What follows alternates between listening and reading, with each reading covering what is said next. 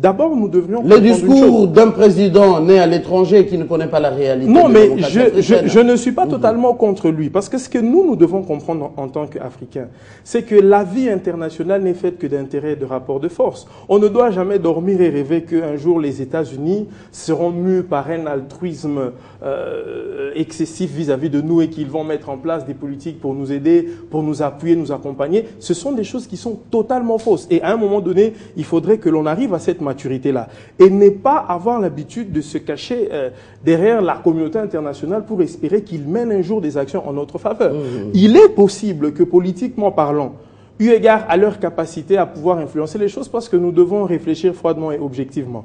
Ils ont toujours, quelquefois, la possibilité d'influer sur certaines choses. Nous le déplorons, nous le décrions, mais c'est une réalité que nous vivons encore en Afrique et nous ne nous en sommes pas encore totalement départis. Et des comportements, justement, comme ceux que je suis en train de constater aujourd'hui, qui veulent que, quand il y a des déclarations comme celle-là, que plusieurs partis et leaders congolais puissent appuyer cela comme s'il était une bonne chose, que cette immixtion intempestive des Occidentaux dans nos affaires intérieures, ça devrait choquer, parce qu'en aucun jour, nous voyons, même quand ça fâche là-bas, des politiques congolais émettre des points de vue. Vous n'êtes pas en train d'appuyer qu'on doit, l'Occident doit s'éteindre, vous arrêtez. Non, c'est-à-dire que l'Occident a...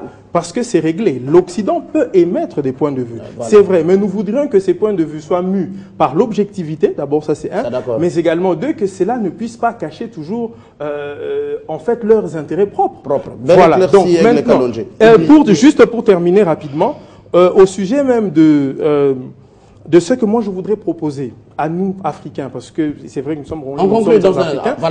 sommes Africains, il est capital que plus que jamais, nos actions, que ça fâche, que ça casse, que ça passe, mais que nous puissions avoir la pleine conscience qu'il n'y a personne mieux que nous-mêmes qui va mettre en place des politiques pour pouvoir développer nos pays respectifs. Si un jour nous voulons évoluer, nous devons arrêter de regarder à l'Occident comme si notre salut viendrait de là. Ça serait chimérique et totalement faux. D'accord. André Litté, on conclut. On n'a plus le temps. Non, excusez, c'est une minute. Je voulais préciser une chose. Tout à l'heure, mon ami de droite a rappelé à notre frère de l'INSE qu'il faut lire la Constitution. Vous savez quoi? Dans ce pays, vous permettez, la Constitution est dans les droits de l'homme et matière. Mine de rien.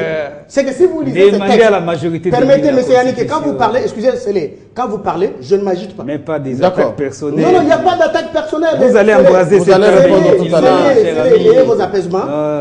Il faut éviter le double langage lorsque quelqu'un parle. C'est ça aussi les droits de l'homme. C'est qu'à un moment donné, vous souffrez que je dise des choses même quand ça ne vous arrange pas. Mais curieusement, on vous donne ce pays demain, vous n'accepterez pas que nous on ait d'arguments contraires.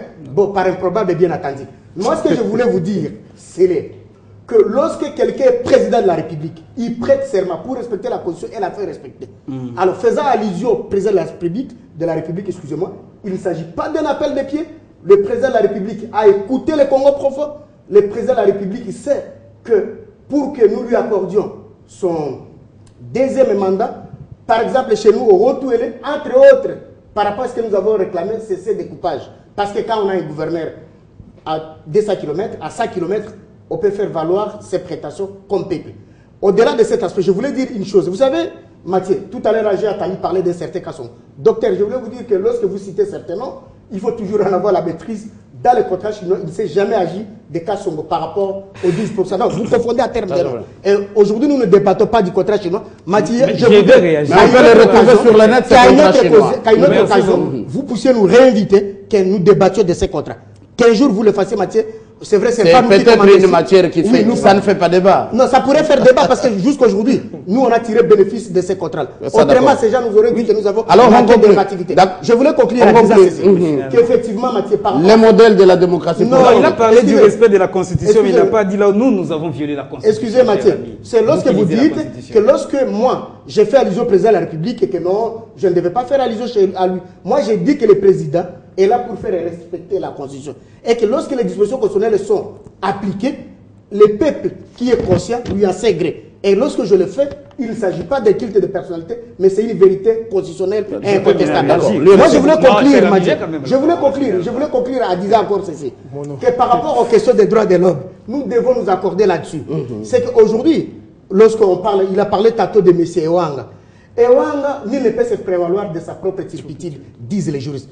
Ewanga a tenu des propos incendiaires on ne peut plus réfutable. Imaginez-vous, Madié, nous avons failli perdre ces pays tout simplement parce qu'à un moment donné, il faut les reconnaître, les puissances étrangères se servaient également du fait que certains Congolais n'acceptaient pas les rwandophones pour nous imposer une guerre ici, qui nous a coûté 6 millions de morts. Et aujourd'hui, Ewanga, secrétaire général de l'INC, qu'avait-il dit? Secrétaire général de l'INC, se permet,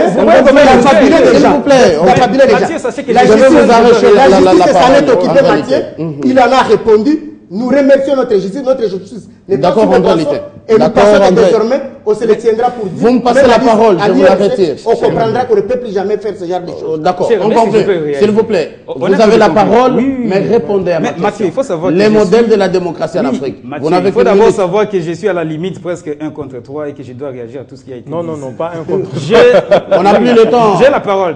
Je signe et je persiste que dans le contrat chinois, vous pouvez vérifier dans les textes, il y a un certain monsieur Kassomo qui avait droit à 12%. C'est pas ça le débat, s'il vous plaît. Ça a été dit, je dois répondez à ma question.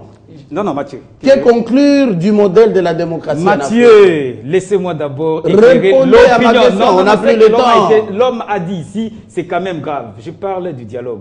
On vient de dire ici que nous sommes changeants et que nous sommes versatiles. Nous avions demandé le dialogue. Oui, Mathieu. En son temps, après les élections de 2011, nous avons demandé le dialogue et nous avons même créé la coalition pour le vrai dialogue. Nous assumons. Mais à l'époque, c'était parce qu'il y avait crise de légitimité. Il y avait 2 présidents de la République, Joseph Kabila et Étienne Tshisekedi. Voilà pourquoi des images qui datent d'il y a moins de 2 ans. Je suis en train de rappeler. Non, je suis très bien et je sais exactement ce que je dis. Voilà pourquoi nous avons demandé un peu d'honnêteté intellectuelle. Mais est-ce que je peux parler, chers amis? Vous êtes en train de parler. Laissez-lui le temps. Quand nous avons constaté que l'homme, d'ailleurs Lambert Mende avait dit que vous avez gagné les élections, il n'y aura jamais de dialogue de ce pays. Nous avons dit, alors, nous lâchons tout. C'était après les concertations nationales que vous avez créé votre commission. Pour la vraie dialogue. Alors, vous ne savez pas de quoi vous parlez. Je vous rappelle l'histoire. Après les concertations au mois de février 2012, Monsieur Vital Kamerhe avec les pères de l'opposition, ils ont fait un voyage vers Addis Abeba où ils ont expliqué, ils ont fait un plaidoyer que le Congo était en danger. C'est là, après ces retours-là, que nous avons créé la coalition pour le vrai dialogue. Mais quand le vrai dialogue, c'était une alternative proposée face aux concertations nationales que vous avez estimé qu'elles avaient échoué. Ne pas le peuple. Non, mais c'est la vérité. Nous sommes tous l'observateur de la vie politique, mon cher ami. Comment vous pouvez... Je vous retire toute la parole, s'il vous plaît. Non, mais je... Vous n'avez pas protégé. Vous n'avez pas protégé la population. Le vrai dialogue, c'est parce que vous avez estimé que les concertations nationales étaient un faux dialogue. D'accord. Docteur Sele, vous avez la parole. Merci beaucoup. Répondez à ma question. Vous avez 30 secondes. Mathieu. Les modèles de la démocratie pour l'Afrique. Et on conclut l'émission. Vous voulez que je parle du modèle de la démocratie pour l'Afrique? Est-ce possible? C'est possible. Ah voilà, merci pour cette réponse. Non, c'est une question fermée. On est vers la fin de l'émission. Monsieur Mathieu, vous n'avez pas dit quel pays on conclut l'émission. Non. Mathieu, l'émission d'aujourd'hui a été vraiment... Monsieur Mathieu, je ne suis pas d'accord parce que j'étais... Je ne vous permets ça. C'est vous qui faites l'émission. Non, Mathieu. Est-ce possible la démocratie, modèle de la démocratie pour l'Afrique? Je conclus que la démocratie en Afrique ne va pas se faire comme en Occident. Ça ne va pas se faire comme aux États-Unis. Ah, ici on peut tuer. Ça ne va pas se faire comme aux États-Unis, parce que si aux États-Unis, le président Obama est élu au suffrage indirect, ici au Congo, le président est élu au suffrage direct. Je voudrais rappeler une disposition de la Constitution, notamment le préambule qui dit ceci, que nous, peuple congolais, réaffirmons le droit inaliénable et imprescriptible de développer notre vie politique, économique et sociale selon notre génie propre. Le préambule, c'est l'esprit de la Constitution. Ça veut dire que c'est le peuple congolais qui a le pouvoir et c'est le peuple qui doit déterminer par référendum ou par la voix de ses représentants le développement de la vie politique. D'accord, Yannick Tissola, jeune leader, un des communicateurs de la majorité présidentielle. À vos côtés, André Litté, il est membre et cadre de la CCI, la Convention des Congolais Unis. Cher Lambert Mende, Docteur Selemani, merci d'être venu. Vous êtes un des cadres de l'UNC. Aigle Kalonji, juriste, acteur politique indépendant.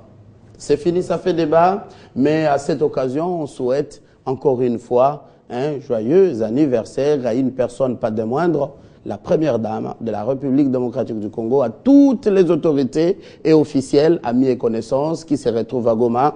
Joyeux anniversaire au nom de Ça fait débat. Très bonne continuation sur votre chaîne.